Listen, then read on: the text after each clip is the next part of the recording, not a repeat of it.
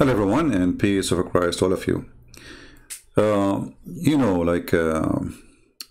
If you remember, when Muslims always we speak to them about anything regardless their religion, the Muslims always blame someone else of everything.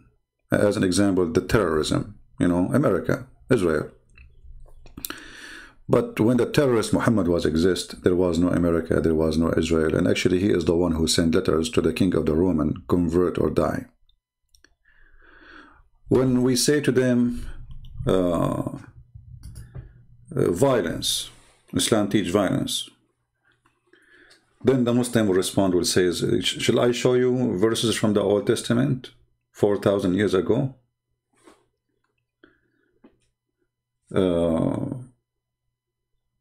I mean, always they have to blame somebody for what they do.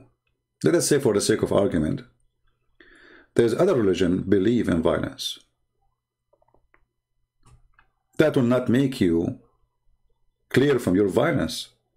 I mean, you just said, okay, me and them. That's stupid of you. So they think always by throwing something on someone else. When you show me a verse from the Old Testament 4,000 years ago or 3,000 years ago, and I show you today, we are talking about time where everybody lived by the sword, died by the sword. And in a time, supposedly, we became way more civil.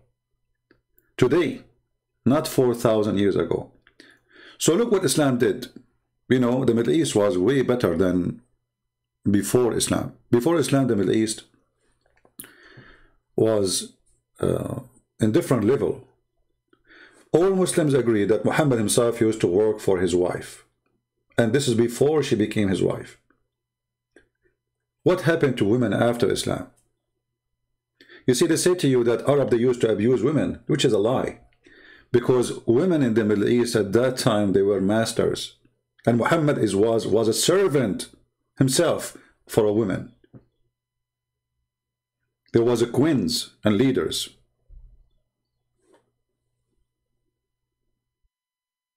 So what happened?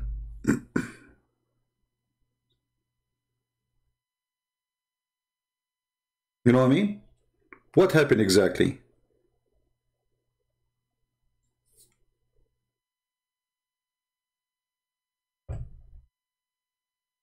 Why we cannot see the same women exist again?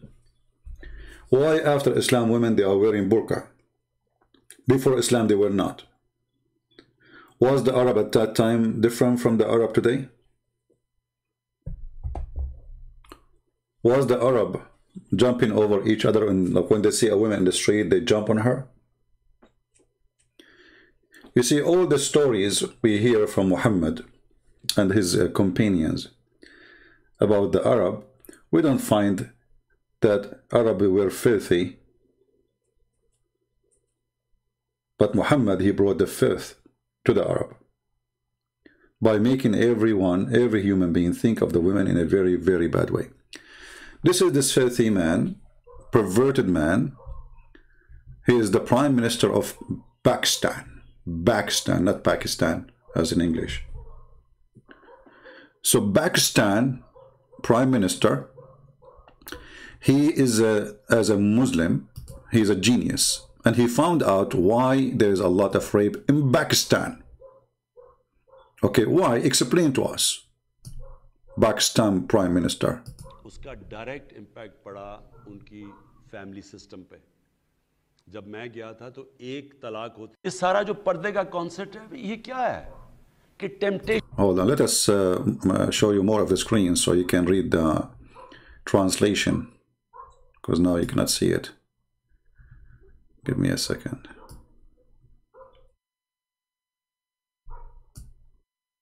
Okay, now.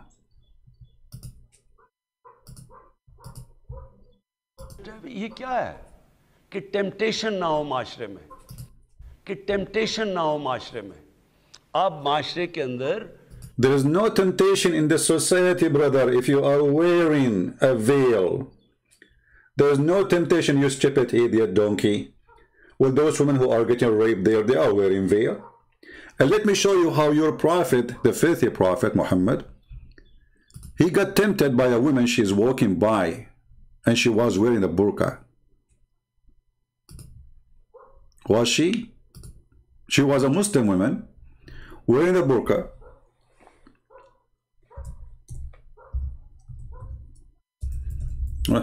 My keyboard is acting bad. Uh-oh. And my keyboard is typing the wrong letters. Hold on.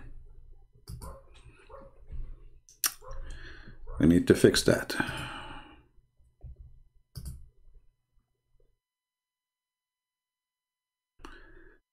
You see how this filthy religion function? Can you believe it? So if you wear a veil, we will not rape you. Listen, Muslim women. The Prime Minister of Pakistan, he just gave a license for every scumbag in the Pakistan country that if a woman, she is not wearing a veil, you can go to the judge and you say, hey, she was not wearing a veil. I'm excused. Because if she was wearing a veil, I would not rape her. Can you believe how low, how filthy, how trashy, how garbage this religion is?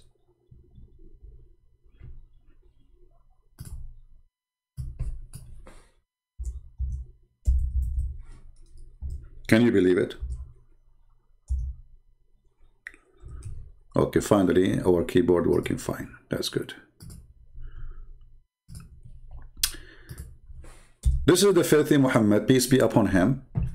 A lot of peace on him. I mean, there's nobody in history was a criminal killer, rapist as he is, and they say peace upon him, Allah pray on him. I mean, you name it. This is Muhammad, a woman, she walked by and she was wearing her veil, and she's a Muslim woman. Jabir reported that Allah Messenger, may Allah be on him, saw a woman. So he came to his wife, Zainab. Okay, hold on. What do you mean he saw a woman? Hey, Muslims, what does that mean?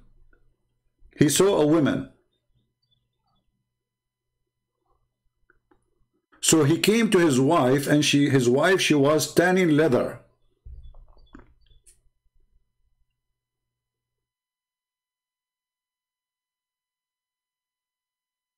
And he forced his wife into sex. You know, imagine, I don't know if you know how the villagers all days, they used to do tanning for the leather. It's a very, very tough process. Boiling water, adding color, putting the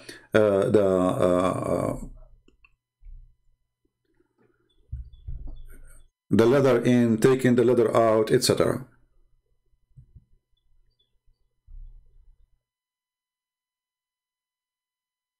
Just because he saw a woman. And then what he said? He did not say she is not wearing a veil and she made me horny. He said the woman, she advanced and retired in the shape of the devil. So the filthy Muhammad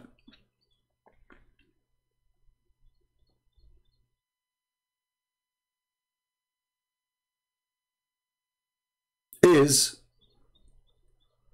tempted just by a woman walking by. And she's a Muslim woman. And she is not wearing bikini, and there's no skirt at that time.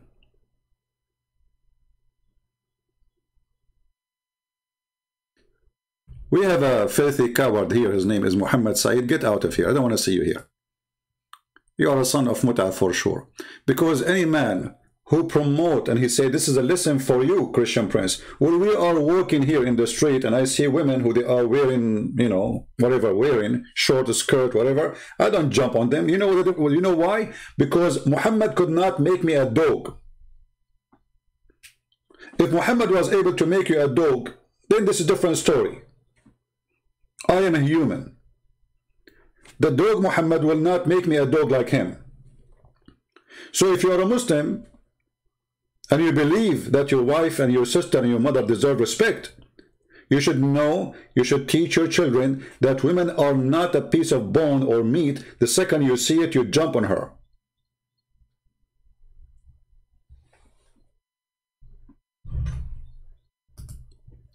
And just to show you the hypocrisy of this filthy man, this is his ex-wife, and this is when she was his wife. So based on this filthy man, his wife, she should be raped.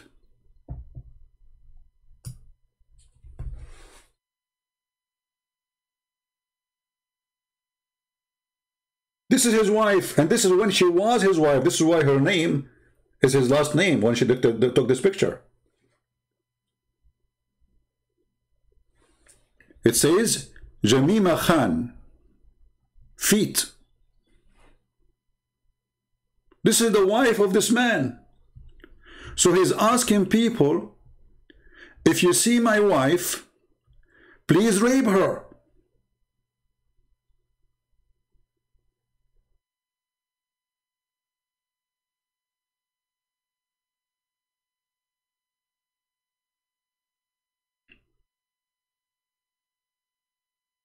But you need to understand that those coward leaders, if we can call them leaders, they do say things for the sake of election. Obviously, this man, he don't believe in a single word of what he's saying. But by saying it, you became a filthy creature for me. How come he is married to this woman, and this is how she used to dress when she was his wife? She dressed long clothes when she go to Pakistan. Because in Pakistan, they will rape her. So when she go back to England with him, she wears short skirt. So the Prime Minister of Pakistan is saying to you, Islam made us very civil people. If a woman wearing a skirt, short skirt like this, we will rip her to pieces. In my beautiful country, Pakistan.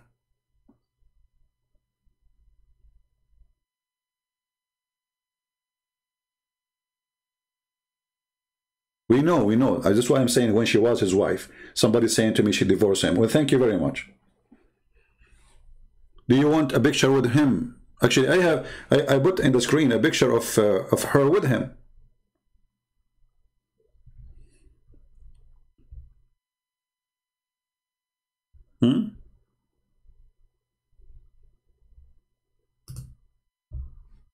What is this? This is the wife.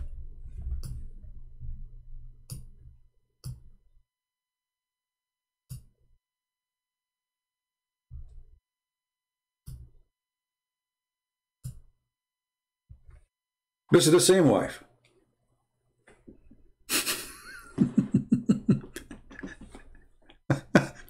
He's a rich man. and here you see how some women, I mean, how in the world even you marry such a man? Just because you have some pennies? What a quality of a woman you are. So she accept to put this in her head? What a transforming machine.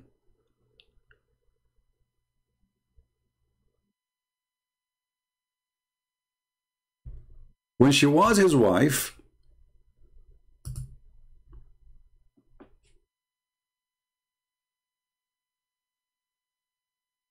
according to Rahman Khan, his wife should be attacked.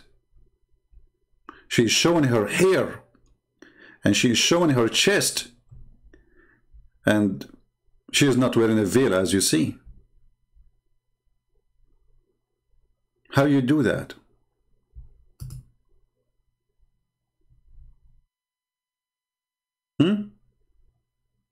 Veil. He is saying you need to wear a veil. Not only like wear conservative clothes. No. You need to wear a veil. How come when he was married, she did not wear a veil?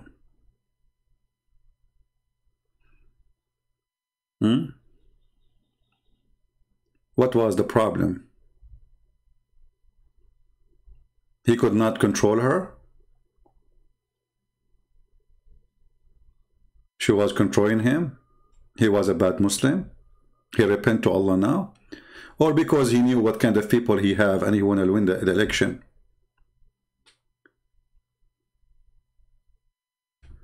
You know, Islam is the leader in Pakistan.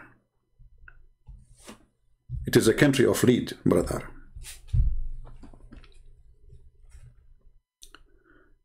A lead in morality, and because Islam is taken over the country. I mean, Islam took over a long time ago. And because Islam took over, my friend, this country became very moral. To the point, Pakistan became #1 country in the world searching for porn.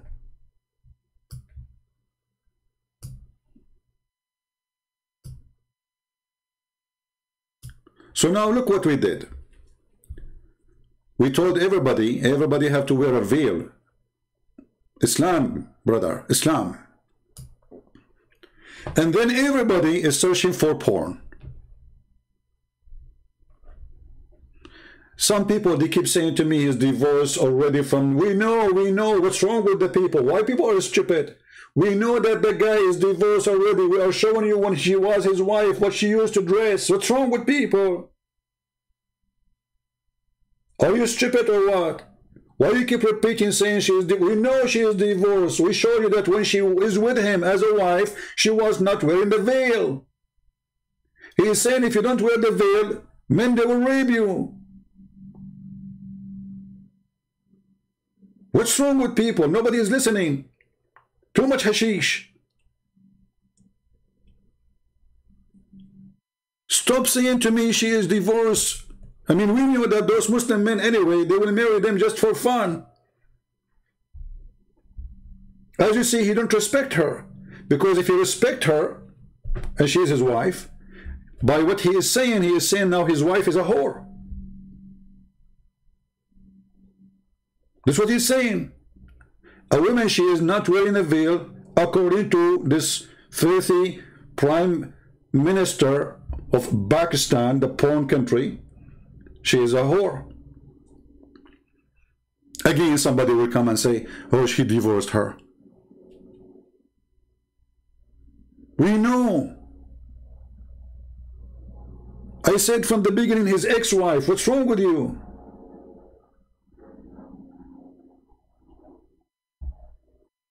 Drink some coffee if you're still asleep. So, if Islam is a religion of conservative, and Islam is a religion of making you behave, and Islam is a religion of controlling you to be a good person, why Pakistan is #1 nation for sex search? And it's called, according to, this is Fox News, Pornistan. Do you see it? Pornistan.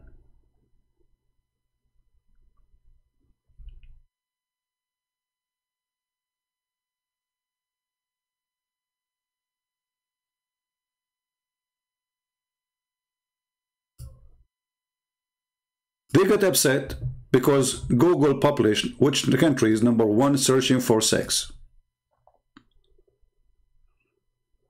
They got upset from the truth. It hurt. And what they search for? They search rape sex. Look, they are #1. Sex with donkey. Sex with horse. Do you see what they are looking for? Camel sex.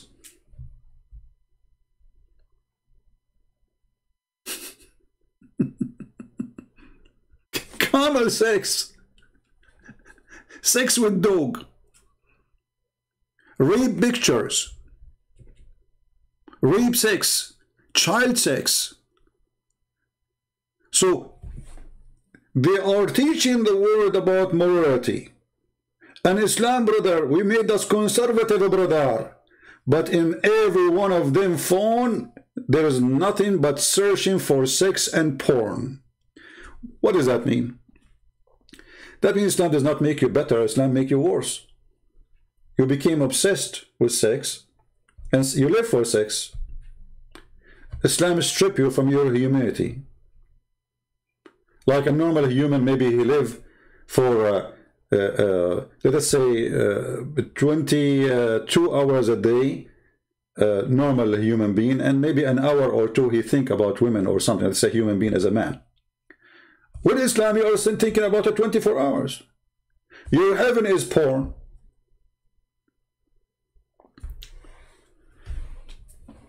Even in the heaven of Islam, when Allah, He promised Muslim men that they will have a lot of women for sex, look what He said to them. Because Islam make you believe that women are sexual property. Sexual property.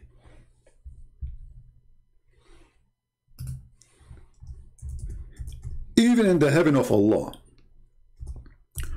women who Allah, He gave them to you to have sex with them, to rape them, they are not allowed to see other men. Chapter 55, verse number 72. So the mentality, the filthy mentality, is traveling with you to the heaven of the filthy Muhammad, aka Allah. Even there in heaven, which supposedly there's no sin, a Muslim is worried somebody is looking at my wife. There's a comedy, there's a Muslim guy, made by a Muslim, by the way. This comedy is made by a Muslim. A Muslim guy, he went to go a picnic with his wife and his kids.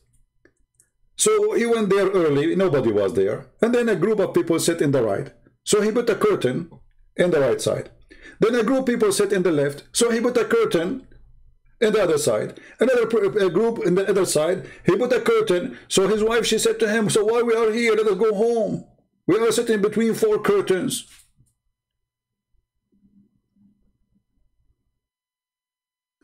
So now you are in heaven, and you are going to sit with your wives between 4 curtains. But yet you are in heaven.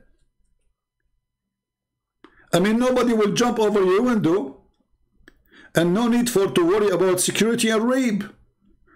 But still, those women, brother, they are restrained. Do you see the word restrained? Islam made the women a sexual product to be used and abused. This is what the Quran says in chapter 3, verse number 34. Beat them. When a woman, if you remember the hadith, when a woman, she came and she was complaining about her husband, he want to force her, he want to rape her. And he did beat her to do that. What Muhammad, he said to her? He said, he's right.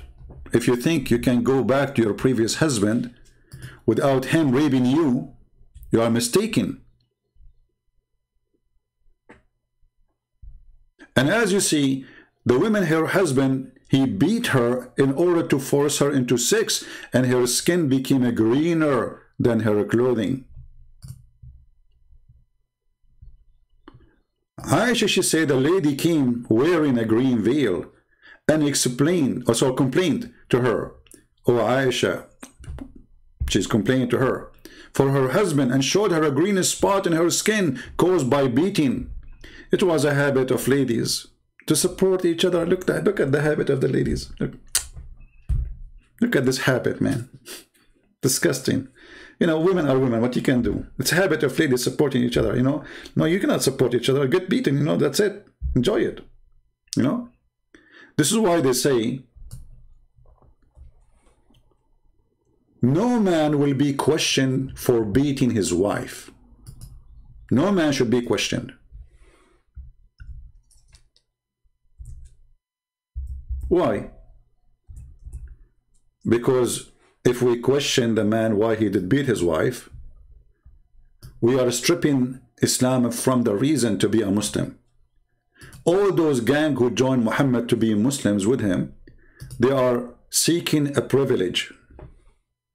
So if we take the privilege from them,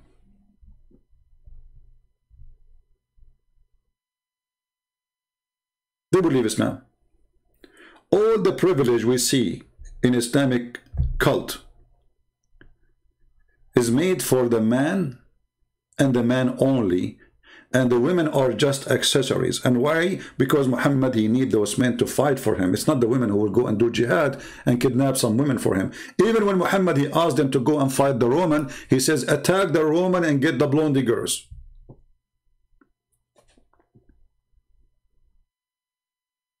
Attack the Roman and get the blonde girls.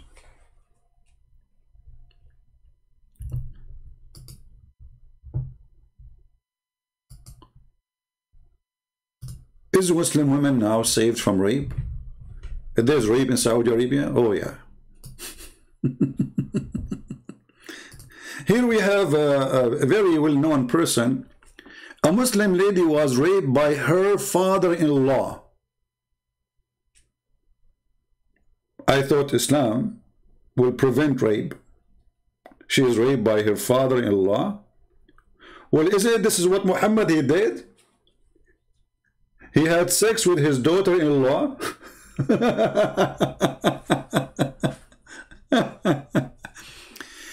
And Islam, brother, create a solution, brother, for rape. Let us see the solution. I want to see the solution. I'm interested. Allah says in the Quran, in Surah Ahzab, chapter number 33, verse number 59, O Prophet, tell your wives and your daughters and the believing women that when they go abroad, they should put on the cloak, they should put on the jilbab, so that they shall be recognized and it will prevent them from being molested.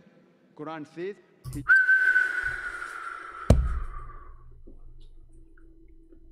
brothers and sisters, that will prevent them from being molested. Did you hear it? That will prevent them from being molested. You know what? I'm totally convinced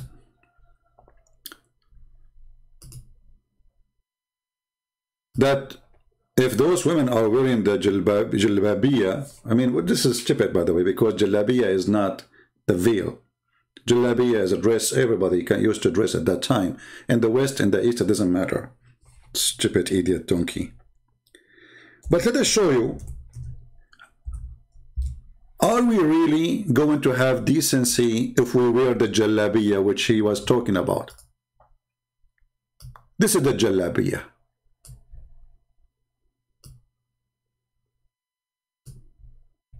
Do you see it? This is the jalabiya. Please don't forget to wear your jalabiya. What is that? Is that a circus or something?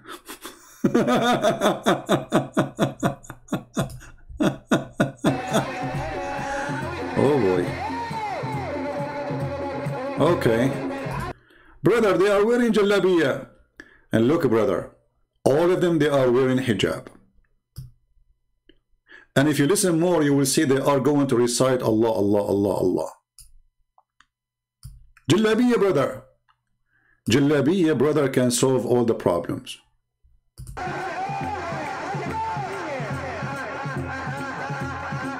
Two women in the top of each other, and the other guy is shaking his butt with the other woman's butt. And remember, all they are wearing hijab. Praise be to Allah. You can't even see their face. Brother,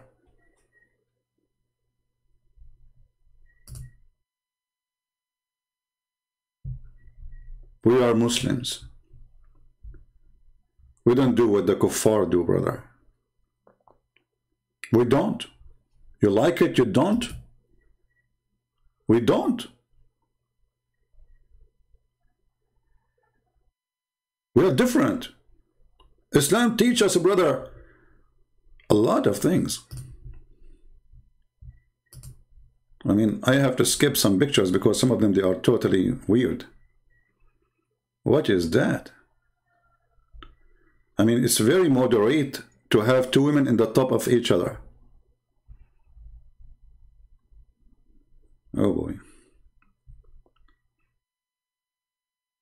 Okay, let us forget this topic.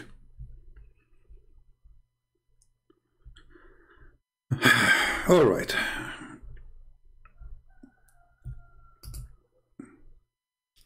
So, as you see, those people, they speak about things. If you go and you know, I've been in Asia, I've been in Thailand, I've been in many countries. And in the month of Ramadan, everybody from Saudi Arabia, you find them in Thailand. They go in the Philippines, they go, etc. Seeking what? Are they seeking the beach? Are they? No, everybody knows what. Prostitution. Then they come back with all the AIDS they have and etc. And then they sleep with their wives. This is why you know, in Islamic countries, AIDS spread like fire. Why? Because a man have multiple partners, and all those men, 99% maybe, go abroad, have sex with the different women as soon as they get a chance to do it, because Islam made them believe that you can't do that. You see, in Islam, there's always a solution to have sex with someone else. Muta, as an example, as a solution. A zawaj friend, a friend, you know, they call it zawaj friend. What does that mean? Oh, brother, I cannot really have sex with this woman unless she marry me. So we can marry for a few days as a friends. And then, brother, we have sex. And then when we are done, we go. That's it. Bye-bye. Bye-bye. You know? Or even travel marriage. If you have my book, Sex and Allah, you will see how they legalize all kind of prostitution, but they call it marriage. They call it marriage. The one saying to me, stop mocking, get out of here. You are a follower of the mockery prophet. The one who called women equal to dogs and donkeys. The man who said women are coming in the image of the devil and they live in the image of the devil. The man who says all non-Muslims are najis, filthy, dirty. The one who says they are kuffar. I mean, all the names you call us and then you talk about mockery. What a coward you are.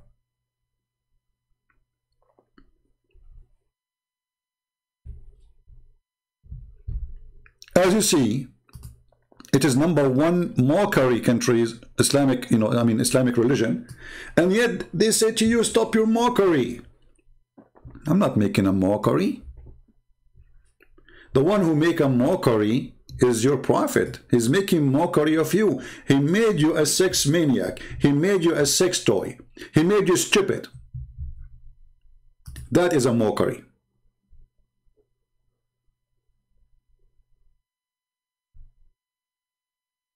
If your sister one day, she go and somebody see her hair, and then somebody rape her, well, don't blame the guy who raped her, because simply, you know, she is not wearing a veil.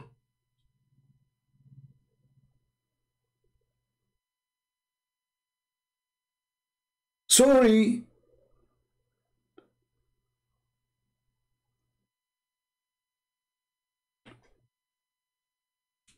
We just heard Zakir Naik telling you how to prevent rape.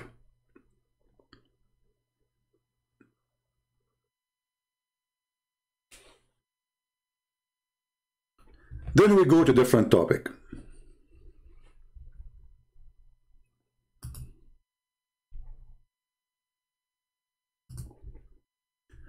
Pakistani Prime Minister says abusing Prophet Muhammad equivalent to the Holocaust cause denial. Look at this. Brother, what do you want to say to us? What do you mean, brother? In Lahore, supporters of the Tehreek-e-Labbaik Pakistan, or TLP party, gathered Friday, chanting religious slogans outside party headquarters. Their protest organized offline. Okay, hold on. Anyway, so they are chatting, and the prophet, if you insult the prophet, you have to go to jail. You know what? I challenge the Muslim to accept this. Anyone who insults a prophet, he go to jail. Because the first one who goes to jail is you. You insult everybody. You know, when you as a Muslim, you say Jesus is just a man, he's just a prophet, not God, that is an insult to me. So all of you should go to jail then. When you say Buddha is not God, well, this is their God, that's an insult. You go to jail. When you say the gods of the Hindus are fake, you go to jail. Do you dare to do it? Look who's talking. Look who is talking about insulting other people belief. Are followers of the insulting machine Muhammad. وَإِنَّمَا الْمُشْرِكُونَ نَجِسٌ. Those who don't believe in Allah, they are najis, filthy, disgusting. Forbid them from entering our holy land.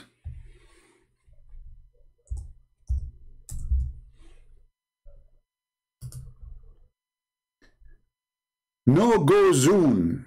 You see, the Muslims sometimes they come to us and they say, do you know what they did in South Africa, brother? What they did? The white men, they go in the bus, and black men, they go in the bus, different bus. Well, you have this long before South Africa, based on religion. And you have it until now.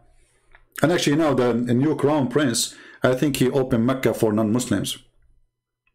Islam is collapsing. The rules of Islam, nobody want to believe in it. And this is why I want this crown prince to become the coming king, so Islam will fly as soon as possible from Saudi Arabia.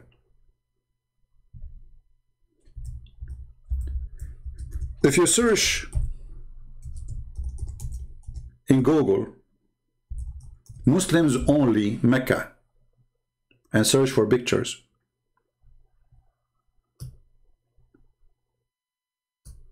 do you see it? Muslims only. Why? Because the Quran taught Muslims that we as a Muslim, we are supremacist. The rest are dogs and cats and animals for us. Actually, there's a guy, and we played this video before.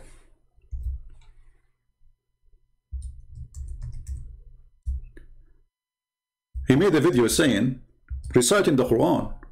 He's not making his own. Saying, brother, look at those cows.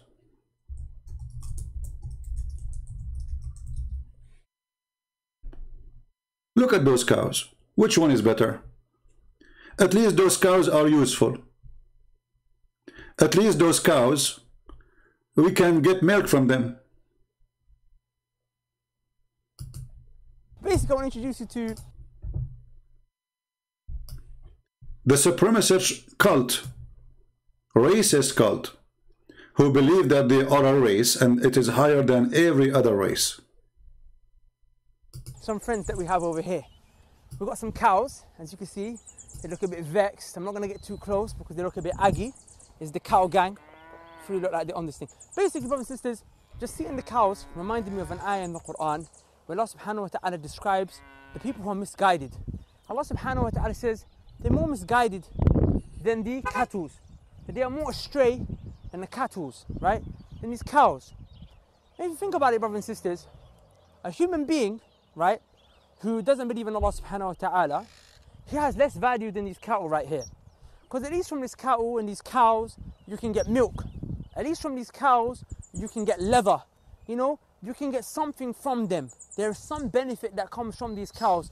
Despite how, you know, if you look at them as an animal, you know, they're alhamdulillah, they're a blessing from Allah subhanahu wa ta'ala, but they're not the most intelligent animal. You know, they're not the most, you know, like you can see flies all around them.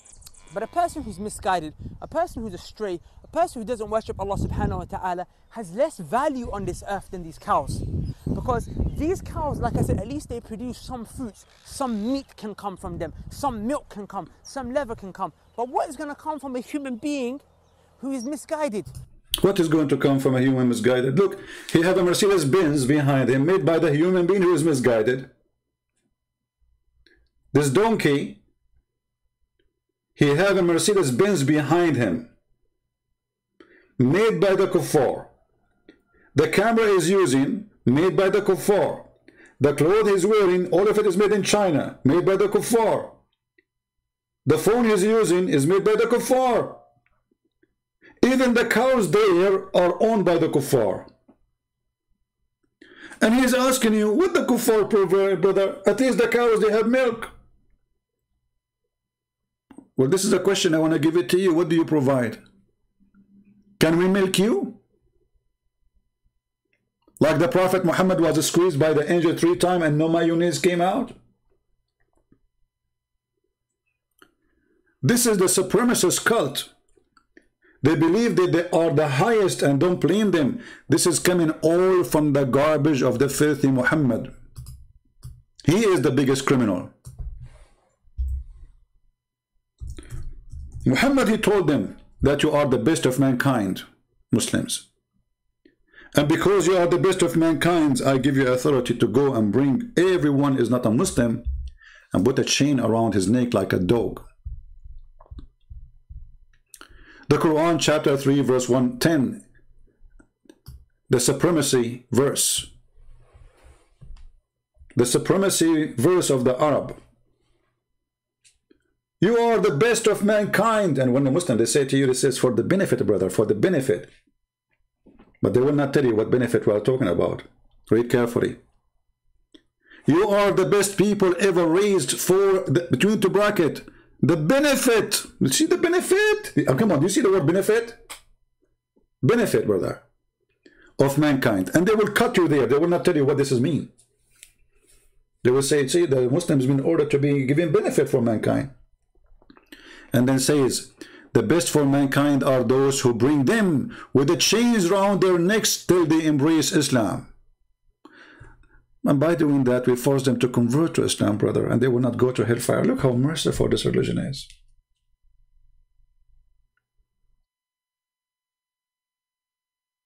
Look how beautiful, brother. I feel like I want to cry.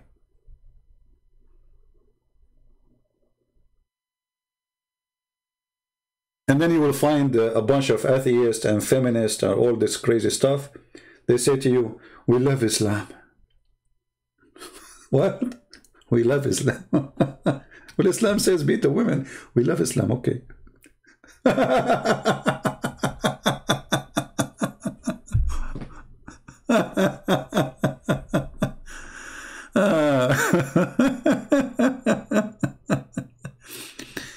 This is a supremacist cult.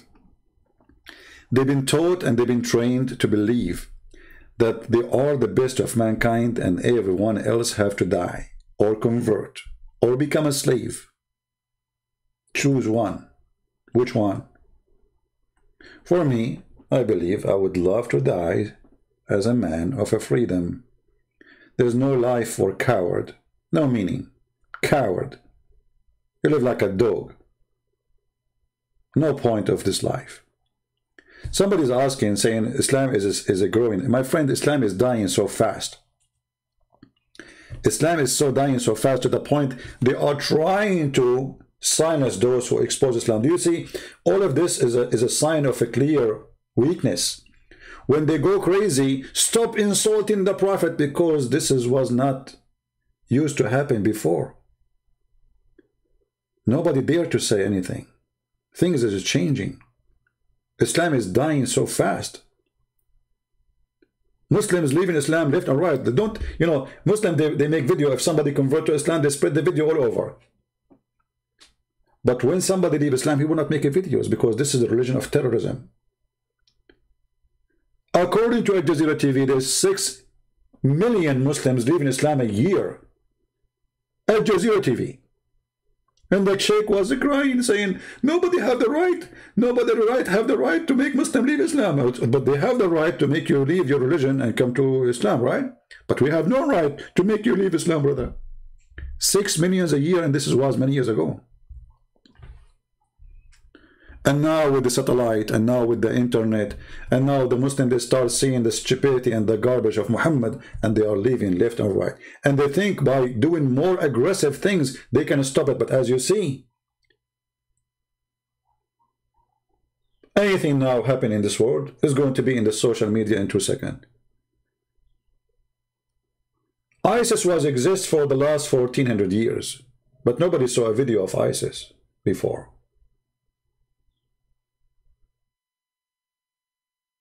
And then when ISIS start practicing the true Islam, Muslims, they start writing articles saying, ISIS is not Islam. And I challenge any Muhammadan to show me one thing ISIS did is not Islamic. Do you remember the video where ISIS, they put chains around the women from the Yazidi and the Christians? You remember them? They took them as slaves. Oh, they are not doing that, brother. This is not Islamic. Well, here we go.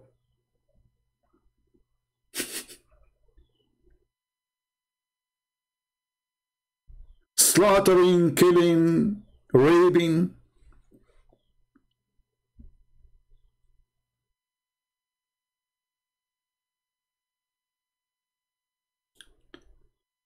And Muhammad, he claimed that if we bring you and the chain in your neck and we make you a slave and you convert to Islam, and we will keep you as a slave, by the way, because they did that to many who they are slaves, they converted to Islam so they will not be abused extra, but they will not let them go free. Actually, Muhammad himself, he did not let Bilal go free. See, the Muslim, they keep saying Bilal, Bilal. First of all, if Muhammad is a prophet against slavery, why he have Bilal anyway? Muhammad himself, he have tons of women for sex purpose, not to wash dishes.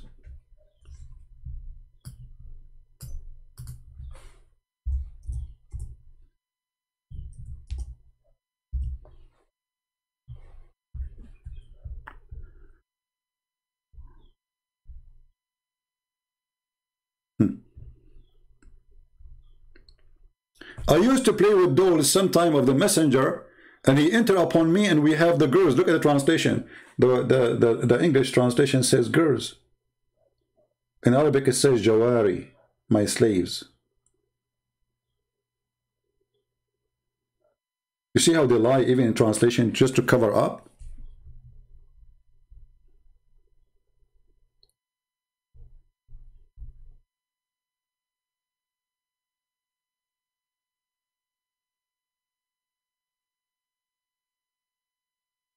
A man who had women and slave girls could have intercourse with all of them before he did ghusl. Do you see what we are talking about? A man who have wives and he have slave girls, he can have sex with all of them. I mean, what kind of a man he is going to have sex with all of them before he wash? How many? How many times you want to have sex? Perverted cult?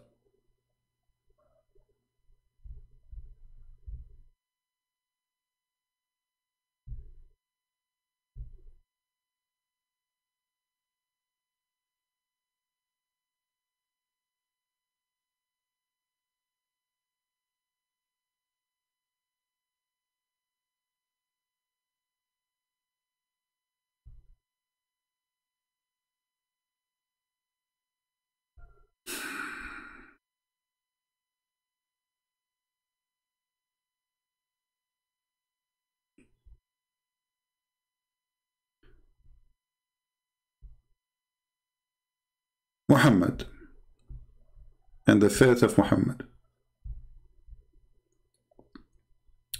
I noticed that the messenger of Allah was missing. Oh, Muhammad is missing.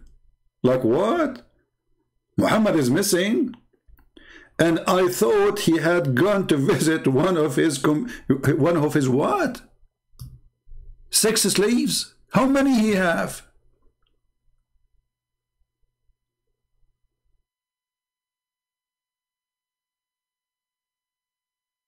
But Aisha said I was wrong. I thought he is doing that as usual. I thought he had gone to visit one of his sex slaves. How many he have?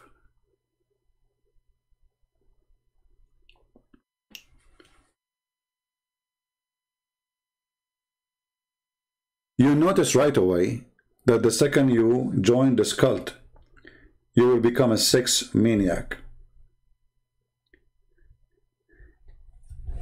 You know, like, do you know the display in a store?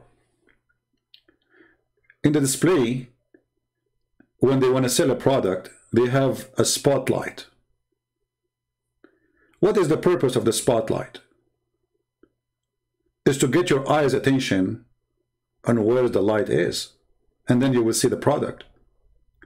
Islam make the woman a woman in display by putting her in the burqa, because now she is a sexual object wherever she go.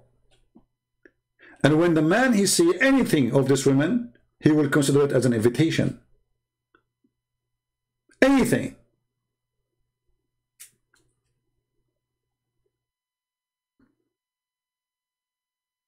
Oh, she showed me her face. Oh, I see her hand. The man, he get aroused.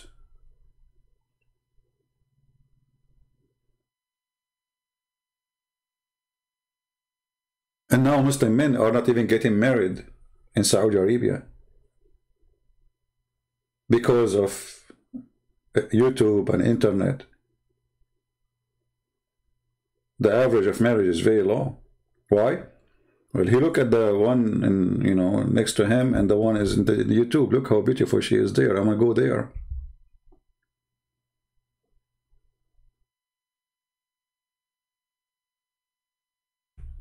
I remember when I was in the Middle East, one day, you know, in the Middle East, like you have, it's different, like the way the buildings is done. So like everything is concrete. So, you know, I was in the roof. We have like a nice yard in the top of the roof. And suddenly everybody is fixing his satellite.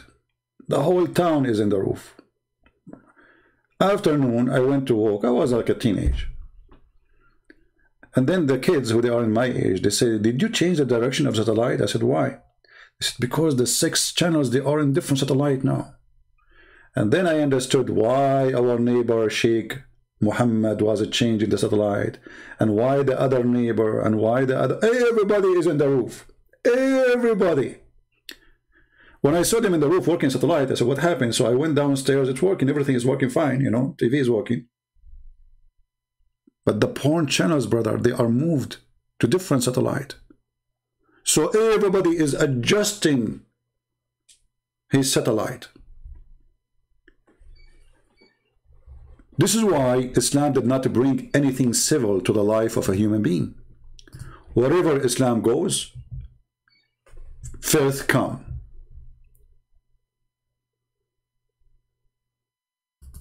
This is why Pakistan earning #1 word in search for pornographic terms.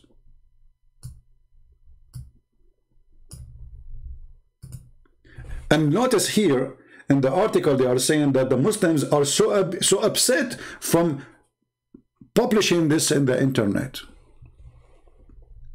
They were so upset from Google, so now Google will not do it again, supposedly. So Google saying Pakistan is #1 in the word search for pornographic terms, outranking every other country in the world.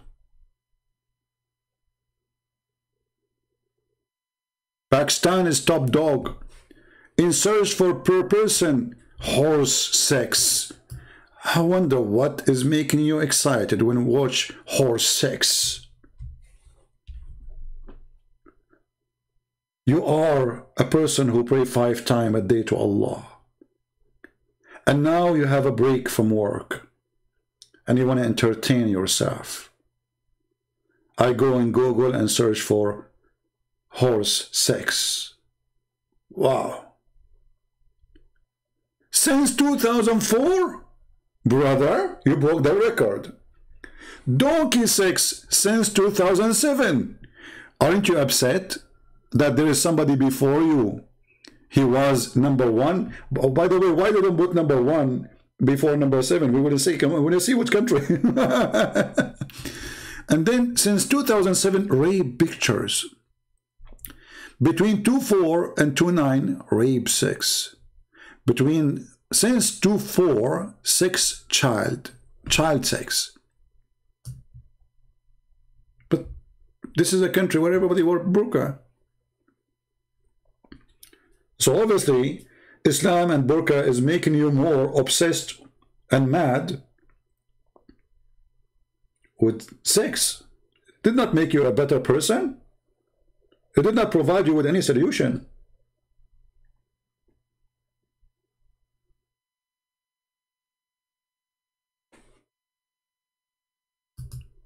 So my friends, Islam obviously is a very evil cult. And Islam made the women a sexual object in everywhere, in every verse in the Quran. A Muslim want to join jihad for one reason, not because he believes in Allah just to get the versions.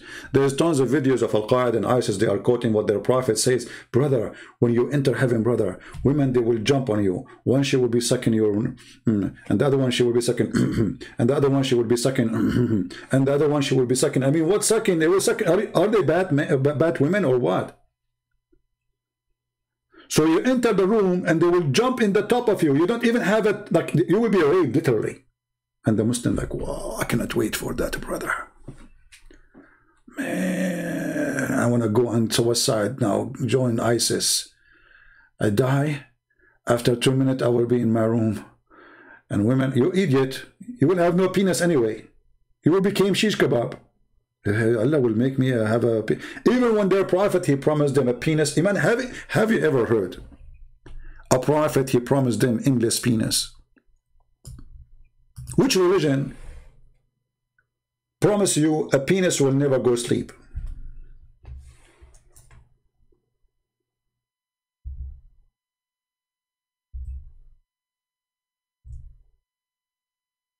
Huh? Just I'm wondering, what is the religion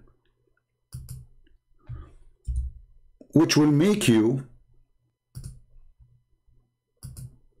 hear such a thing? What kind of a prophet?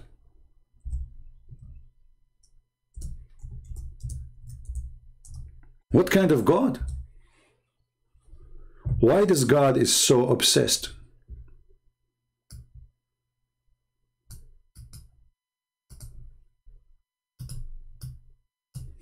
with penises and vagina? And the funny, the Muslim, they say to me, Christian Prince, why you keep talking about things? I am the one who's talking about it.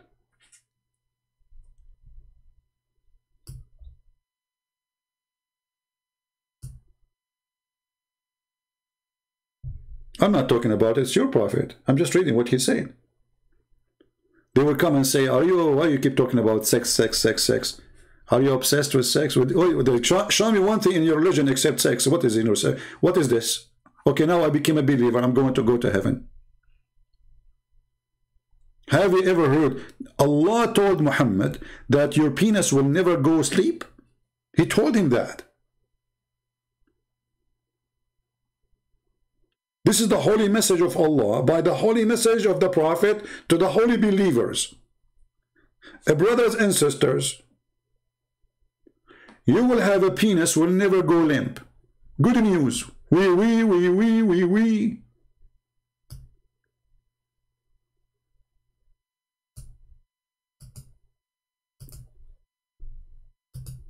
And brother, Allah will take the prostitutes.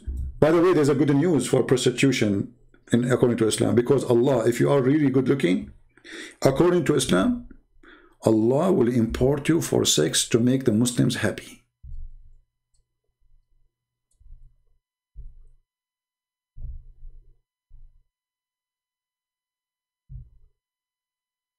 Allah will import you, literally.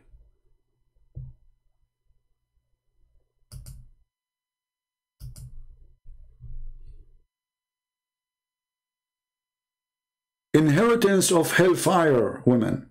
Allah will take them from there. Why? Because those women, they have nice, desirable front passages. I don't know what is that exactly. Yeah, Muslims, anyone can help us? What is the desirable front passages which is going to qualify you to get a job in the heaven of Allah, and you will enter the heaven of Allah even if you are coming from hell? And what is the connection between those desirable front passages and your penis will never go limp? There's any connection? This is a decent religion, brother. We follow Prophet Muhammad. He taught us decency, and we are decent. Even when they're God, he will resurrect people from the ground, from the death. You saw the video, right? Allah will do ejaculation. Allah will do what?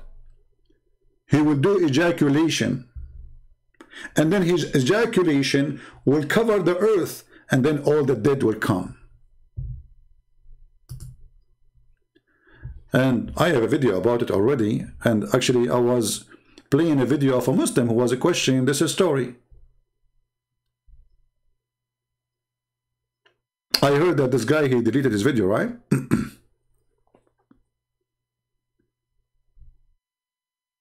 Abu Layth? Did he? Somebody told me that he deleted after I made a video about it.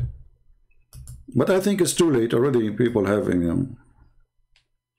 So it was a Muslim who was asking himself,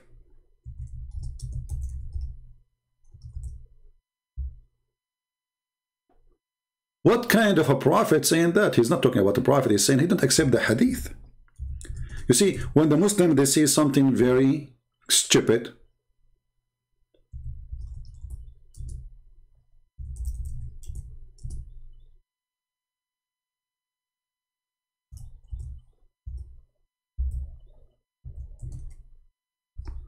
I'm trying to find the video he played for us.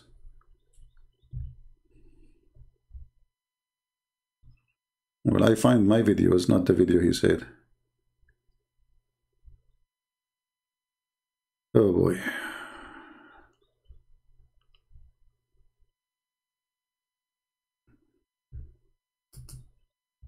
The best form of charity.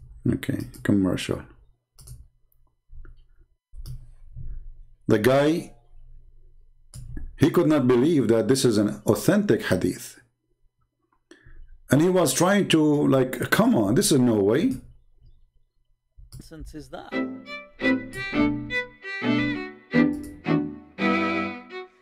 We can say that the Quran strongly suggests, the Quran seems to have a very strong indication that Isa is coming. However, it is not definitive and it is not conclusive in and of itself. Abe Salo, this is strong. Strong, people, strong suggestion. Pay attention. Just from the language of the Quran and just from the context of the Quran, we give it the presumption, but not the certainty. So that's the strong strong suggestion Jesus is coming in the Quran. It's not actually anywhere in the Quran, but khair, strong. As for the hadith, this is where, of course, the issue becomes crystal clear. Then the hadith, there's no doubt now. Doubt has been killed. There is no doubt. The number of Sahaba from whom this hadith is narrated is around 10 or so. We have Abu Huraira, we have Jabir ibn Abdullah, Ibn Mas'ud, Ibn Umar, Aisha, Samura ibn Jundub, Imran ibn Hussein, Abdullah ibn Amr ibn al-As, Hudhayfa, Thawban, and in fact one or two more.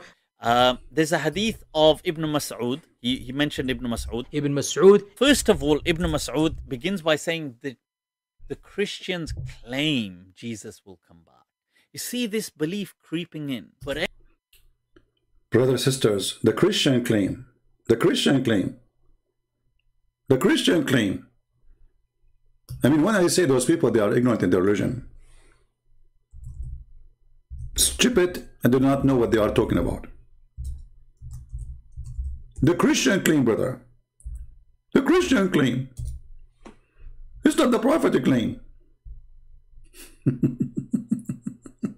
Brother, this is the Christian claim. Brother,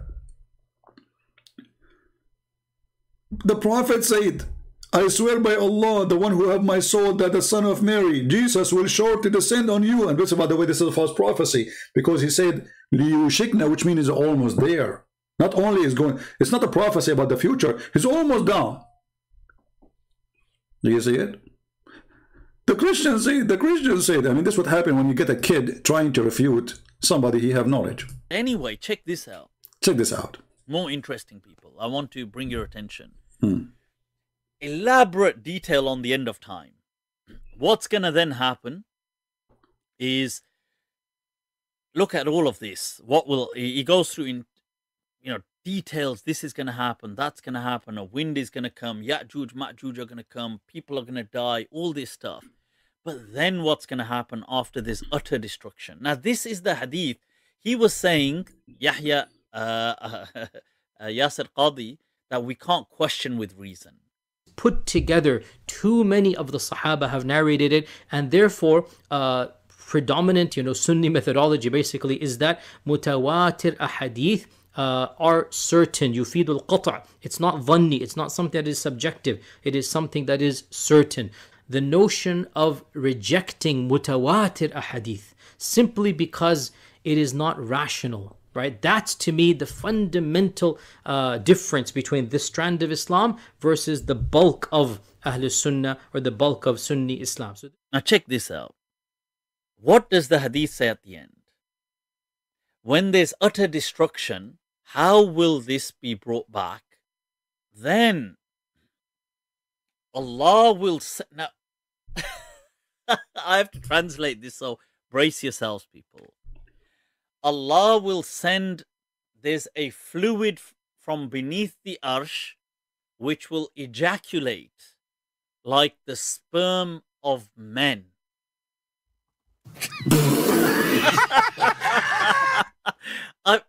Whoa, people, let me repeat. Look at it for yourselves.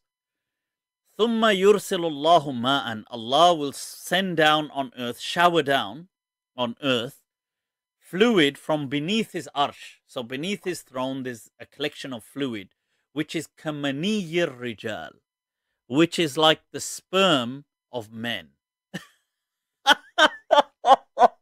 This is going to shower down on the globe, and what's going to happen is this is going to then give birth to once again life. So sperm. So for that, people, I had to yeah. So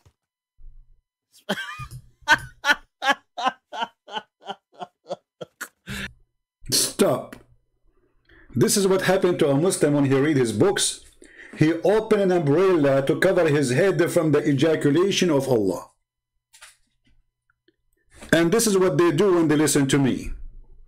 In order to protect themselves from the ejaculation of the books of Islam, because it is disgusting, it is stupid, it is crazy.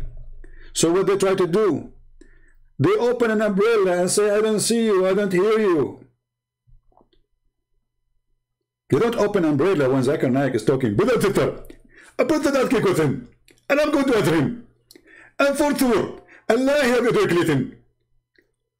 First of all, the Quran says it is he. And obviously, he is a man. And he has a reading. Please, sister there, put your umbrella down. There is no sun. Say, brother, I'm not opening the umbrella because of the sun. There's no sun, but it's just spitting all over the place. This is Islam. Even resurrection is done by ejaculation of Allah. And this Muslim guy, he could not believe it that this is in his book. But you believe it or not, who cares? It's there. It's there. You don't want to believe it? Is it up to you? Is it up to you to cancel what Muhammad said? Are you making fun of what your prophet said and what Allah said to him? Then Allah will now I have to translate this, so brace yourselves, people. Allah will send, there's a fluid from beneath the arsh which will ejaculate like the sperm of men.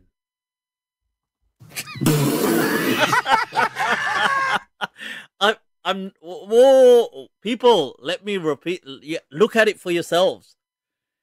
ثُمَّ يُرْسِلُ اللَّهُ مَاءً. Allah will send down on earth, shower down on earth, fluid from beneath his arsh. So beneath his throne, there's a collection of fluid, which is كَمَنِيِّ الرِّجَالِ, which is like the sperm of men.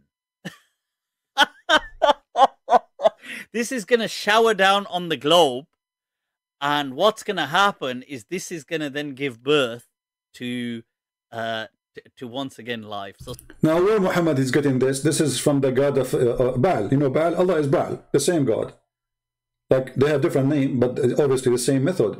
Baal, the people in the old days, those who believe in Baal, he ejaculate, and then spring come. And women get fertility, and even animals, they have babies. That is Baal who fertilizes everything. Allah is the same as Baal. It's different God, different name, different territory. The God of fertility.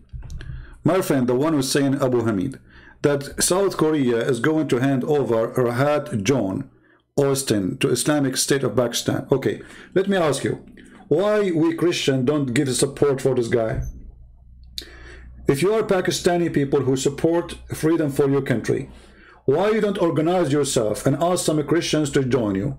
And I'm sure many they will join you. Those who live where the embassy, there's many embassy for South Korea. There's one in California, there's one, etc. Go, do something. Make a big sign. Don't do that. You know, let people talk about it. If you want to help this guy, do something. Posting in a chat only is useless. If you want to help this guy really, if we really care for this man to be saved from deported to Pakistan, and we know what will happen, and I wonder why even South Korea would do such a crime when this country majority is a Christians. So stop complaining, do something.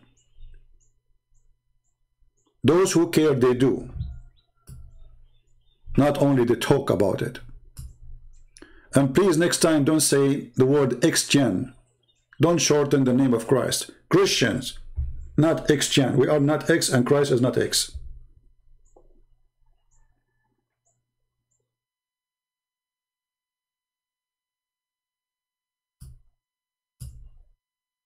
Stop being negative and be positive. Do something. Go now, contact all the Christian Pakistani churches. Says, hey, you guys, all the ministers on those churches, contact other ministers. Let us make a movement and save this person. And then the media will start talking about, and then South Korea will not deliver this person. But if nobody care, then nobody care.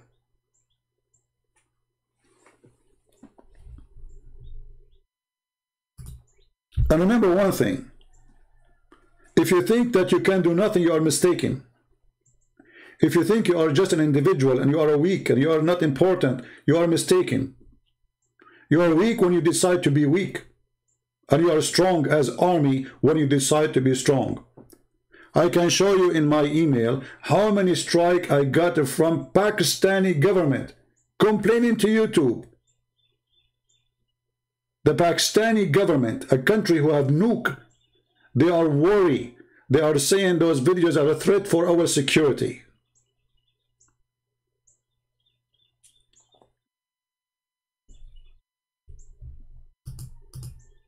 You Christians are weak when you decide to be weak. When you decide just to watch. You are strong when you do something about it.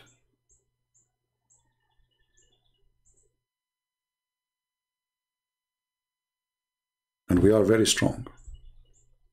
But the problem became, we became so much, okay, we trust the Lord, we trust the Lord. Okay, my friend, the Lord said to you, work and I am with you. The people of the Lord are working people.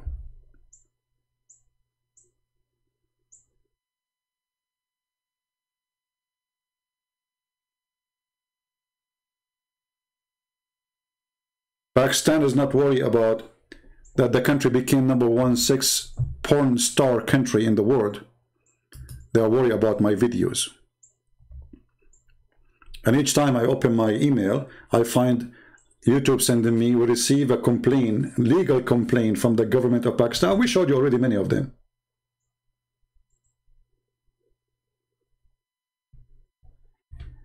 No, I don't want to unblock Saeed. Let him go. We are done with this kid. You say it one more time, I will block you too.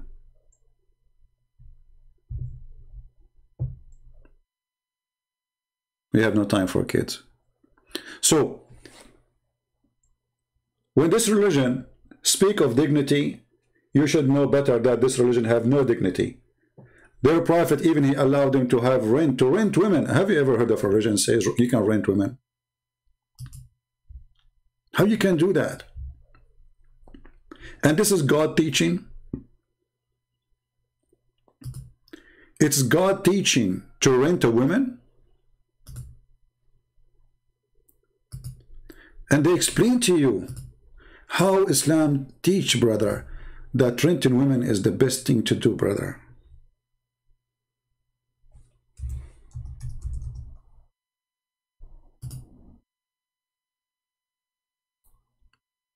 renting women.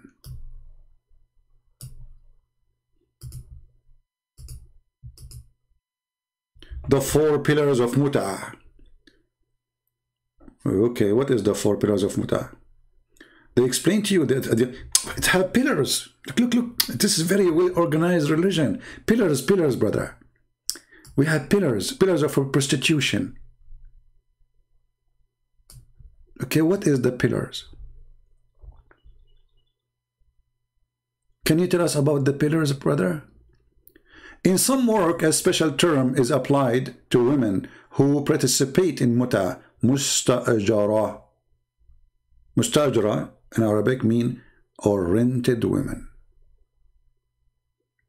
Mut'ah is considered as a kind of rental because in general main basic aim is the kind of this marriage, they call it marriage, look at this, is sexual enjoyment of the women. So they say to you, burqa, they say to you, we are conservative, they say to you, my friend, this religion is the most lousy hippie cult ever exist for mankind.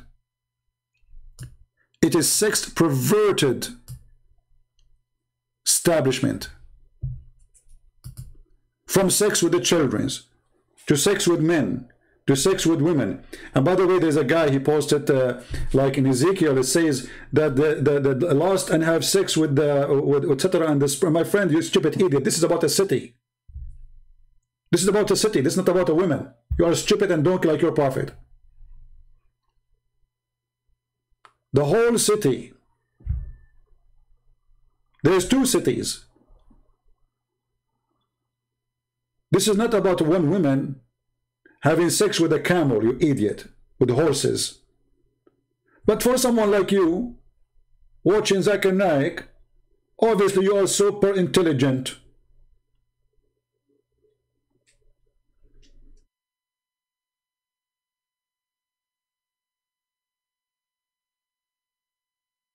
Actually, we have a clear verses in the Bible that if you have sex with animals, what the punishment? In the Quran, there is no such thing. I challenge you, show me where in the Quran it says if you have sex with animals, you will be punished. You will say to me in the hadith, why Muhammad trying to copy the Jews? I can show you the fatwa where it says that having sex with animals during the Hajj will not destroy your Hajj. Your Hajj is valid.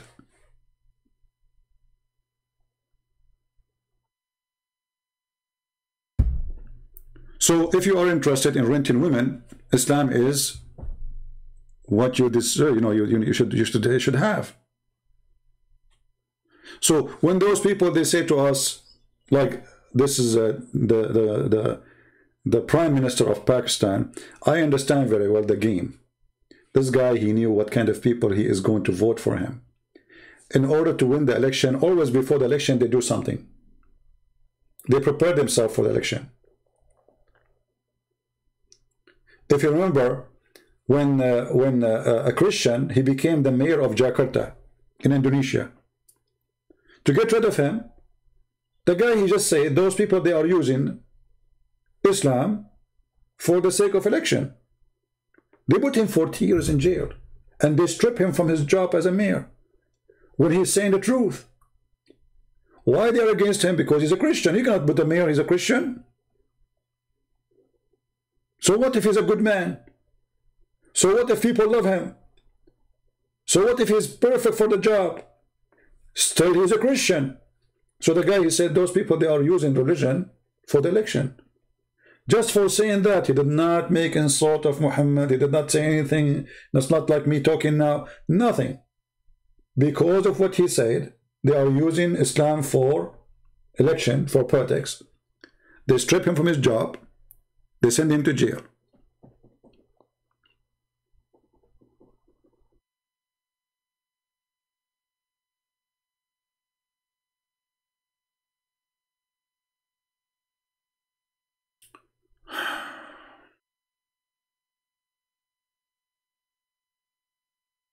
Can you show us the Hajj verse, having sex with animal?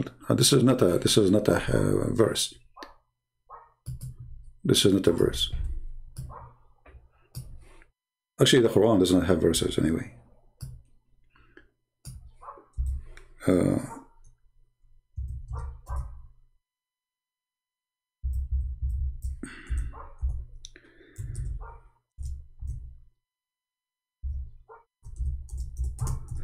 Let us see.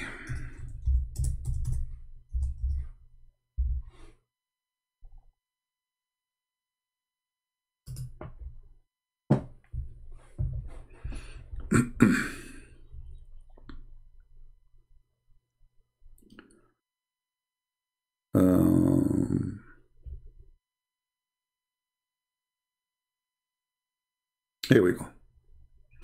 And I will give you a link, for those. But this is not a verse in the Quran. Quran does not speak about this.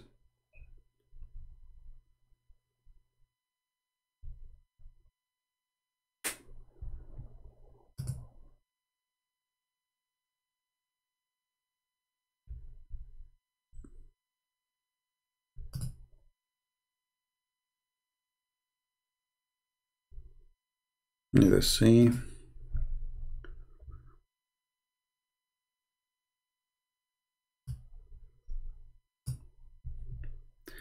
I will give you the official website. This is official, actually. This is islamweb.com. This is the fatwa number 214033. And this is the date of it. ولا فرق بين الوطء في القبل أو الدبر بين آدمي من آدمين أو بهيمة. وبه قال الشافعي وأبو ثور ويتخرج في وطء البهيمة أن الحج لا يفسد به. وهو قول مالك وأبي حنيفة.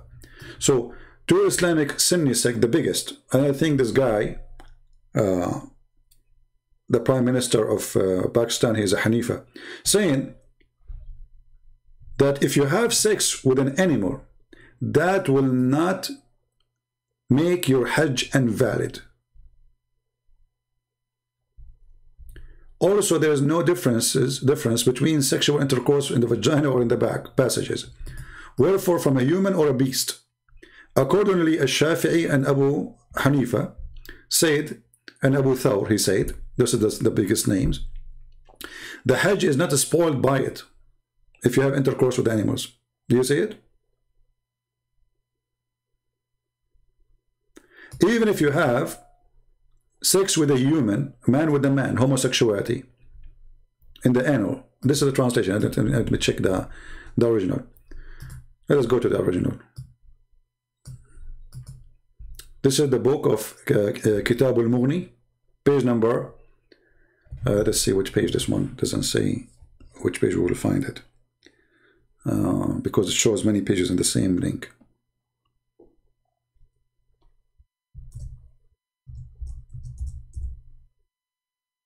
All right, here.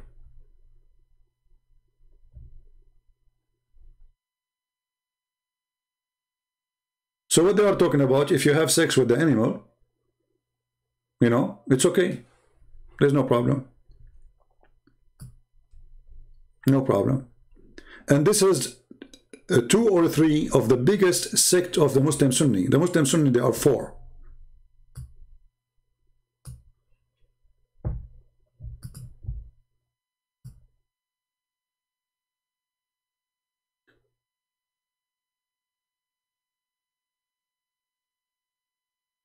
Al-Shafi'i, Malik, Abu Hanifa, they have no problem if you have sex with the animal during the Hajj, and that will not destroy your Hajj.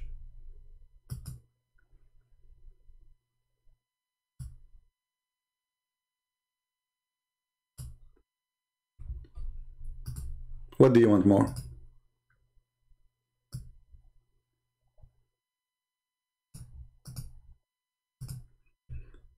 Let me find you a link I can share.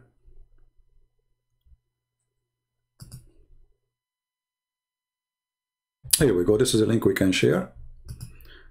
This is better because it shows you the hadith directly. But it's in Arabic. You have to use Google Translation. You can save it in your reference. All right. And this is a very official Islamic website. This is islamweb.net. And this is the page number, the book of Al-Mughni, volume number 3, page number 160, hadith number 2387.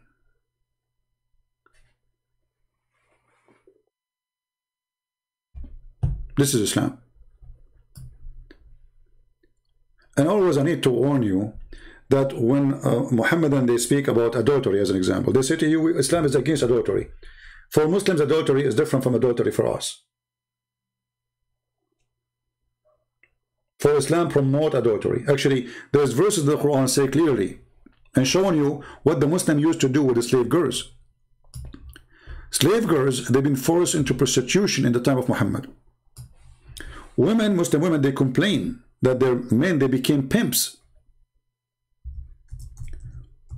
Muhammad, because he cannot make his men angry, and he liked the idea actually, making good money, he says, force not your girls into prostitution. And if you force them, Allah is all merciful. There's no punishment, there's no penalty, and it's okay. And this is telling you that Islam promote prostitution in the time of Muhammad, and Muhammad never made a punishment for prostitution. Force them not if they choose a chastity, which means give them a choice. If they like to work in prostitution, then there's no sin. This is a chapter 24, verse number 33.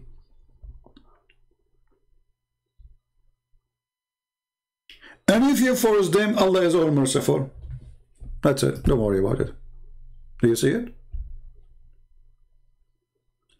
So don't be fooled when they say to you, Islam is against prostitution, Islam is conservative, Islam is the most lousy. Have you ever heard of a prophet, he ordered women to give their boobs to an adult man to suck it? I mean, what kind of conservative religion this really is?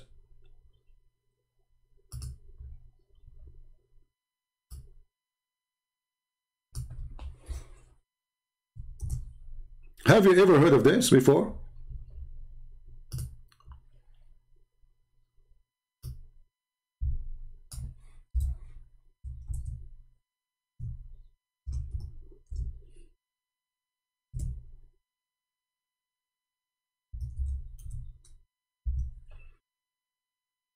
Let us see. Each time Aisha, she want to have somebody to enter her house to meet with her, you have to go and suckle the nipples of her sisters or her nieces.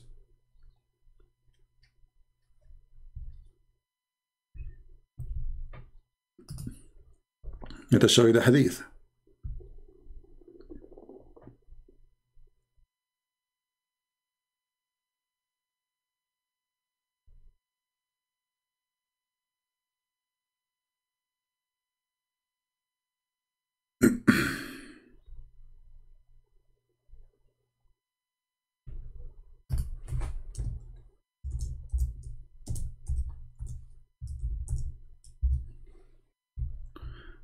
Let me find it.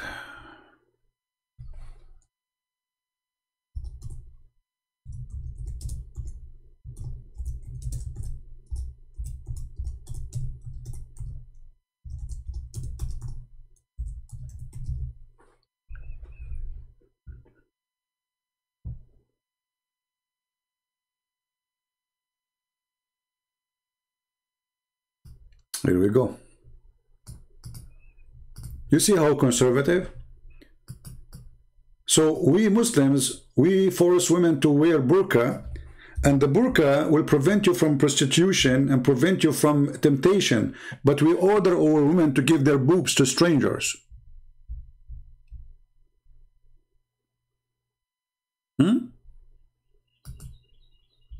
Anyone want to enter upon Aisha, he have to go and suckle her sisters.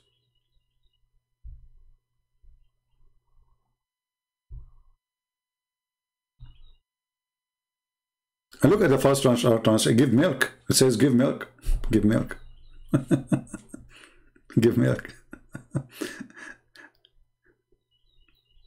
So whenever a man, she wanted to be able to come and see her, she ordered her sister Kalthum bint Abu Bakr and the daughters of her brother to suckle, not to give milk. Look at the funny translation, give milk. Why, she's a cow?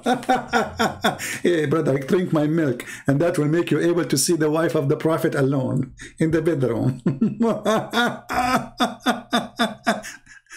The word suckling became give milk. Perverted cult. That is Islam, my friend. Give milk, huh?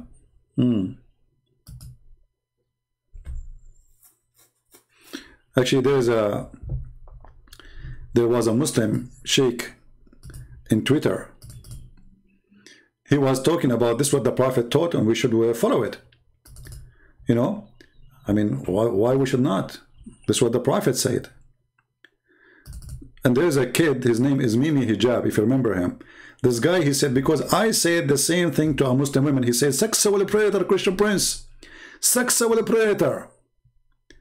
And then look at the coward. Look. Okay, can I suck your wife tit and make her haram? He is debating with the sheikh. The sheikh is reading the hadith of the Prophet, ordering Muslim women to give their boobs to strangers. Mimi Hijab, who said that because I said the same thing, but I did not say to the women, I said to her, suckle me. The Prophet says, suckle me. He made video, says, Christian Prince, sexual predator. Sexual predator, brother. Sexual predator. And look at the filthy coward. I said to the women who called me, who she said that Jesus was doing the same for his mother, she is filthy. They said he is sexual predator for quoting their prophet. And now look what he is saying. Okay, can I suck your wife? And then a Muslim, he said to Mimi Hijab, what kind of mannerism are these? Shame on you, Muhammad.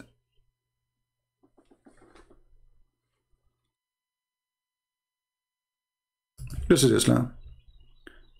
This is what happened when a Muslim, he tried to reject what his prophet saying. I mean, the sheikh is saying to you what the prophet said. What's the problem? Are you making fun of the prophet? Yes, we make fun of the prophet. Why not? And he make it like he is making fun of the guy, not the prophet, but the fact he's making fun of his religion.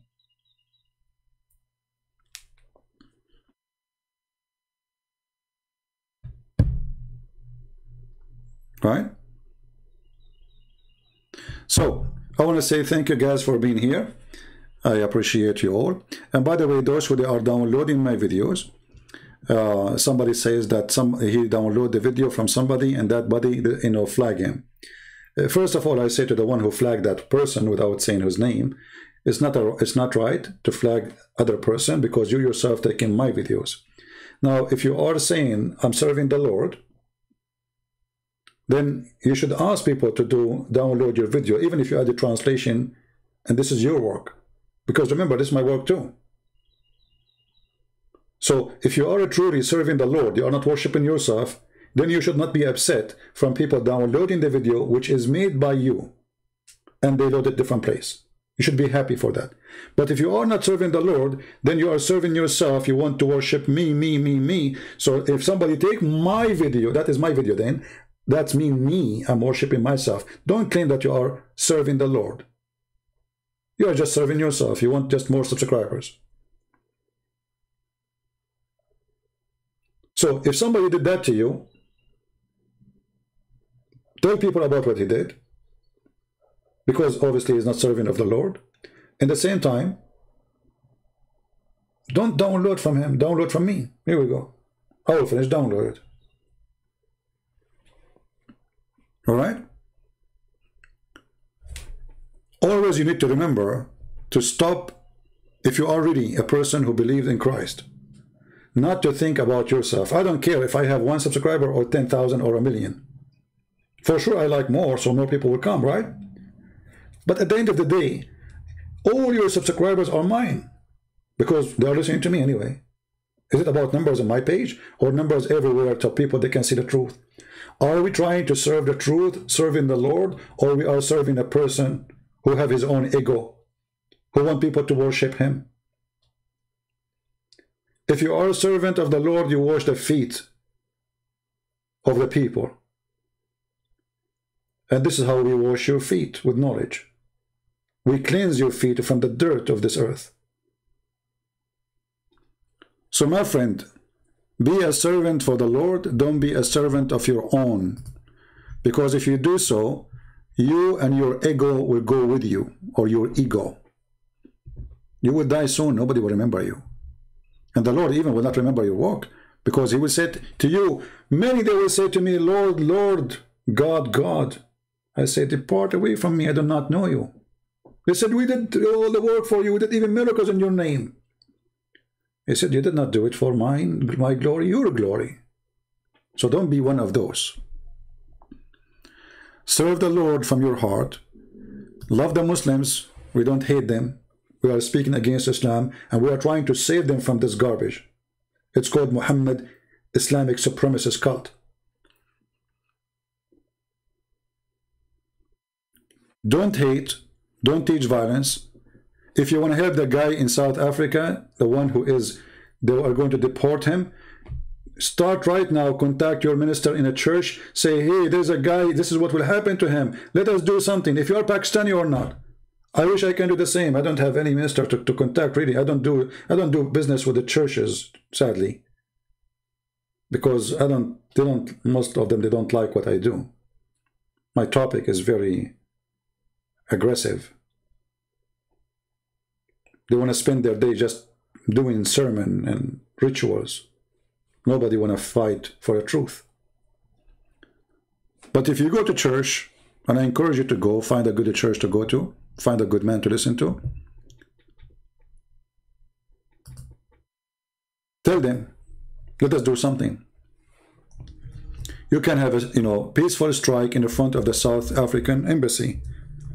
TV stations will come. Call newspapers, TV stations, so they will know about you are there. And be sure to do it legally. Don't break the law. Don't be savage. Don't use violence. You are a Christian, remember that. Do it legally. There's embassies everywhere in every country. Talk to your church, see how you can organize it. Contact the authority if you need to get a license for that, in case you need it. And then stand with this poor man who is going to be deported. Do something. Right? Do something. This person now, God knows what he is thinking. The whole world left me alone. Nobody cares for me. If I am a famous man, if I am important man, the whole world will talk. If I'm a Muslim, the whole world will talk about him. But he's a Pakistani Christian. And we knew how they are treated. So what we do, we just watch what's happening. Why not all the Pakistani, they organized, all the Pakistani in USA, in Europe, etc., go and make a strike in the front of the South African embassy. Don't give this man, you have no right. Because we know what will happen to him.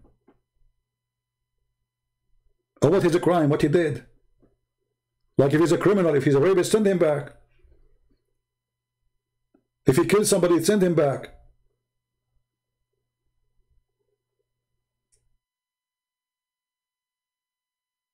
But you give him back because of his belief? And this country, suppose, is a Christian country?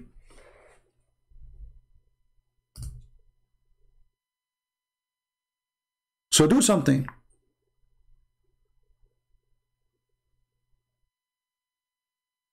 Yeah, contact them, contact, my friend. Just do something, do something.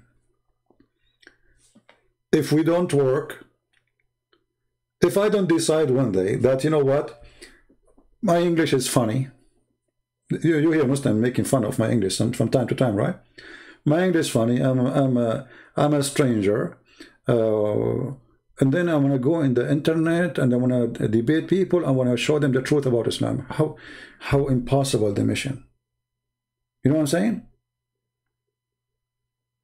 First time I remember I entered a chat room. Just to show you how the mission was very hard on me. I entered the chat room and instead of saying hello guys because my English is funny, I said hello this. I'm going to type it for you.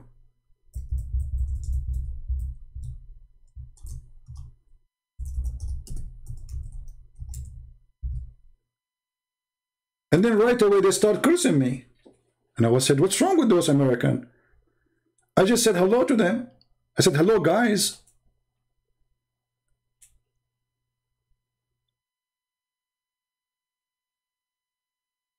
Do you notice how bad it was? How hard, how impossible it is? Like, what? Why they are cursing me what I did? I felt really bad. I felt like, what happened to them? It's like I put gas on them. Like, what happened? What's wrong with those people? So I went to the second chat room. I said the same. They did the same. Like, what the heck? What's wrong with those people? They are crazy American people, you know? Like, it's not me who was driving in the opposite highway direction. So my friend, sometimes the mission, it sounds like it's impossible. But if you are a person who believes that you can make a difference, you can. Go and see in Indonesia if we say now how many people in Indonesia they knew about me, you will not believe it. I'm nobody. I mean, who am I? I'm no one. I'm not a bishop. I'm not a priest. I don't have a church to teach in. You know, I'm just a person who have, let's say, I have extreme knowledge of the garbage of Muhammad. That's it.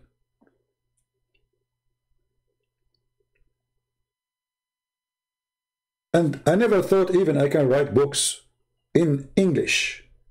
That would be crazy. But the Lord always provides people who help you to fix your grammar, to fix your English, to make it better, etc. So I write what I can write, and then people they volunteer to help my grammar to fix it.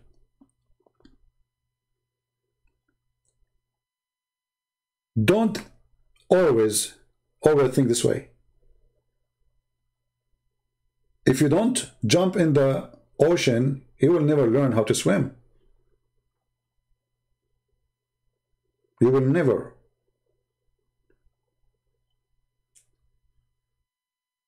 Be strong and be a believer.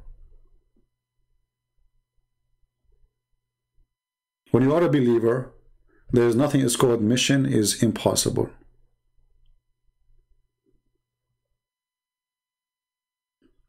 And now we have my books translated to many, many languages.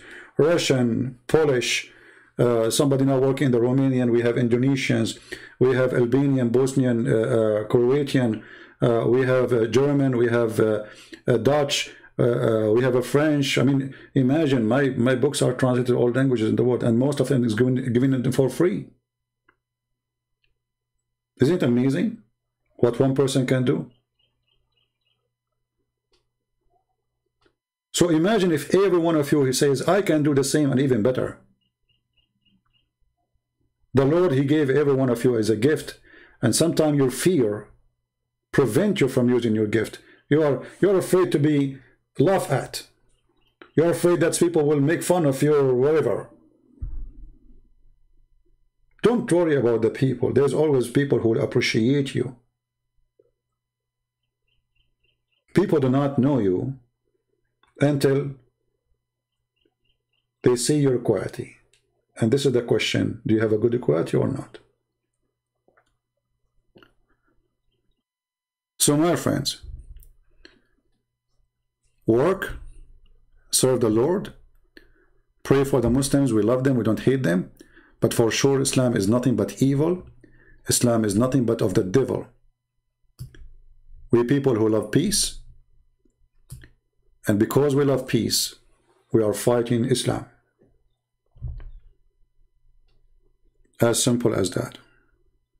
South Korea, the guy in South Korea. Somebody post his name in the comment section, please.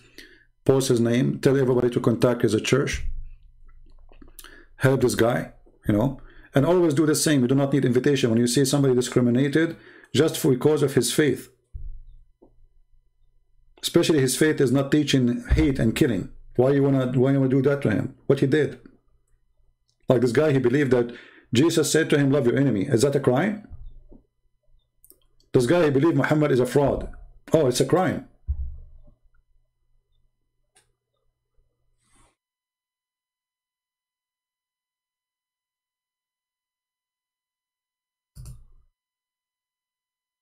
I want to always, by the way, I know that people don't need my thanks for those who support us, because I don't talk about it. Like I go live on air, I should, you know, I go. I never said anything about donation, but I'm very thankful for those people who support us, because if they are not doing that, I will not be able to give my books for free.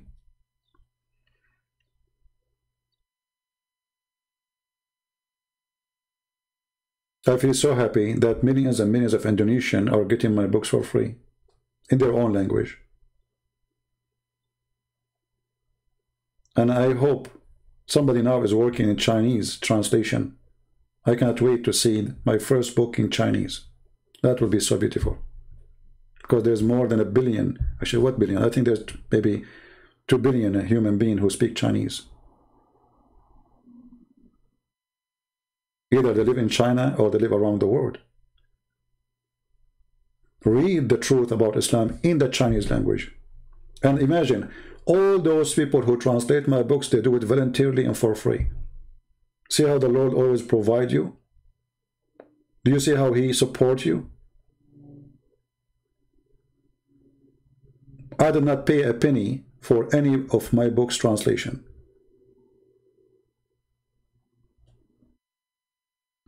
So sometimes I get upset from the Christians because not too many, they are, you know, interested in fighting for the truth. But there is many, they are good people. And they are doing really great job, and they did. And they are from all the churches. Protestant, Catholic, Orthodox. I have people working translation from everywhere. This is what makes us one church. The Messiah, the love of the Messiah. The priests, they divide us. Christ, He unites us. And this is why the devil, he hate me. The devil, sometimes he tried to test me, to make me divide the Christians, as many priests they do. As the Quran said, in chapter 5, verse 14, Allah, He said He will spread hatred and enmity between the Christians until the day of judgment. We will not let that happen. We will not serve the devil, Allah, aka Muhammad. We will not allow anyone to spread hatred between us as a Christians. And even we don't hate Muslims. Imagine if you are a Christian and you don't believe that you should love your enemy, then you are not a Christian. So how you love your enemy, but you cannot love your brother in Christ? Christ unite us. The devil divide us. And based on this, remember this always. Who is the one behind dividing the Christians? It is the devil. It is not from Christ. We are one church. And we have one master. I want to say thank you all of you for being here. May the Lord bless you. And maybe tomorrow we'll have a new topic. Don't forget to subscribe if you did not yet. And if you are already, don't forget to subscribe, because Allah will give you a blessing for doing that. The good deed, bad deed. Bad cup, good cup, Allah.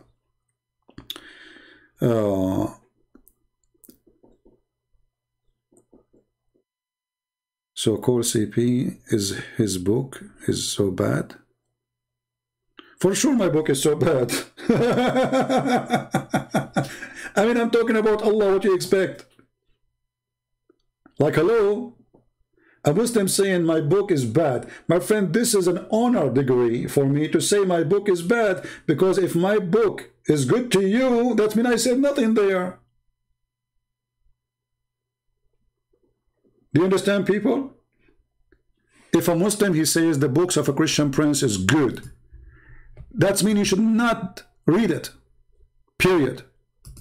That means those books are bad for you. They are fraud then. When a Muslim, he says the book of a Christian prince, the books of a Christian prince, they are bad, that means that's a good, wonderful book. If Muslims, they come here and say, Christian prince, may Allah bless you, that means I'm just being a fraud. If they don't oppose what I do, that's a clear sign that this is a person you should not listen to. This is why you see Muslims, they favor some people who claim to be Christian, like James White as an example. Because he defends Islam. Anyone from any church, Catholic, Protestant, whatever, he defends Islam, Muslim, they say, bless you. There's a rabbi. All his audience are Muslims. He claimed to be a rabbi, he lives in Indonesia. You will not find a single negative comment in his videos. Why? Because he defends Islam, he attacks Christianity. Perfect. The Lord, he said, from their fruits you shall know them. And this is our fruits, and you be the judge. to listen or not. But at the end of the day, the real judge is God, our Lord. He will be back, and even the cult of Islam believe that the Messiah is coming back. So get ready, Muslims. You will stand in the front of the Lord, who your prophet said, when the devil he see him, he will be dissolved like salt.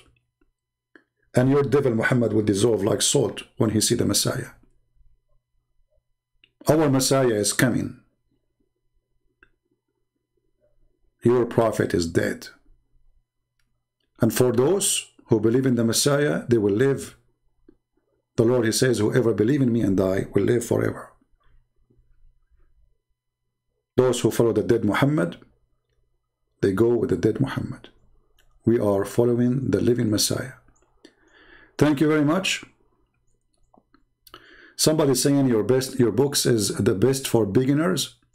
Obese, my friend, my book is good for scholars, not for beginners, because I challenge you to tell me something in my book you know already. For beginners. People are using my books for PhD. Already many people, they ask me for permission to do their PhD using my books.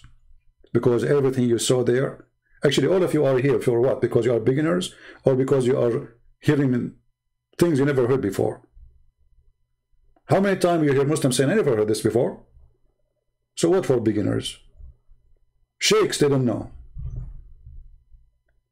So you made me laugh, my friend, when you say for beginners. What beginners? Every page in my books is a shocking information for Muslims, not for you. You know nothing. For those who they are sheikhs for all their life. So thank you guys for being here. May the Lord bless you. Until we see you soon again. Christ is Lord.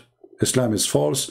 And don't forget to download the video as soon as it is ready, because we don't get, keep my videos in my page for long. Thank you and God bless. Take care.